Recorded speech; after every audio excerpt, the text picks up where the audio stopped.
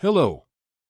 The 284th day of the heroic resistance of the Ukrainian people to a Russian military large-scale invasion continues. The enemy is concentrating its efforts on restraining the actions of the units of the defense forces. On the Avdiivka and Bakhmut directions, the offensive continues, and aviation is actively used to support ground groups. During the day, the occupiers launched 2 rocket strikes, and also launched more than 10 MLRS attacks on the positions of our troops and settlements along the contact line. In particular, once again, the objects of the civil infrastructure of the cities of Nikopol and Kherson were hit. There is still a threat of enemy missile strikes on the objects of the energy system and critical infrastructure throughout the territory of Ukraine. In the Volyn and Polisia directions, the situation has not changed significantly, and no signs of the formation of enemy offensive groups have been detected. In the Siversky direction, the enemy shelled the settlements of Sopik, Svarkov, and Zarutsk of the Sumy Oblast with mortars. In the Slobozansky direction, the enemy continues to maintain its troops in the border areas of the Belgorod region. In particular, the Shevchenko, Strylek, Krasna, Ohertseve, Vovchansk, Bochkov, Malovovcha, Dvorikna, and Bodanivsk districts in the Kharkiv Oblast were shelled by artillery of various calibers. The enemy is defending in the Kupiansk and Lyman directions.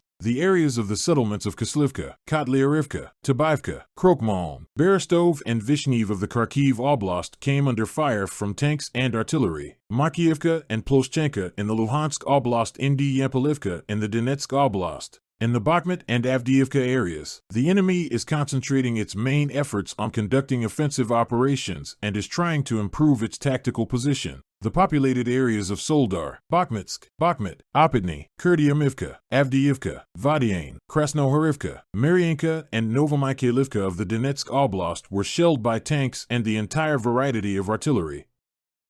The enemy is defending in the Novopavlovsk direction. Fired mortars, barrel and jet artillery in the areas of Neskany, Zolotoniva, and Prikostivka in Donetsk Oblast. The enemy is conducting defensive operations in the Zaporizhia and Kherson directions. Its artillery shelling was recorded in the areas of more than 25 settlements near the contact line. These are, in particular, the cities of Nikopol, Dnipropetrovsk Oblast, and Kherson. The occupiers restrict the rights and freedoms of civilians in the temporarily occupied territory of the Kherson region. Thus, under the guise of measures to combat subversive intelligence groups, the occupiers set up a roadblock on the Chaika River and prohibited the passage of private boats. In the temporarily occupied Skadovsky district, postal workers stopped delivering payments to pensioners. In order to receive pensions, invaders force elderly people to write applications and receive passports and citizenship of the Russian Federation in post offices. The enemy continues to suffer losses in the Donetsk and Luhansk directions. It is known that medical facilities in the city of Donetsk are full of wounded enemy servicemen.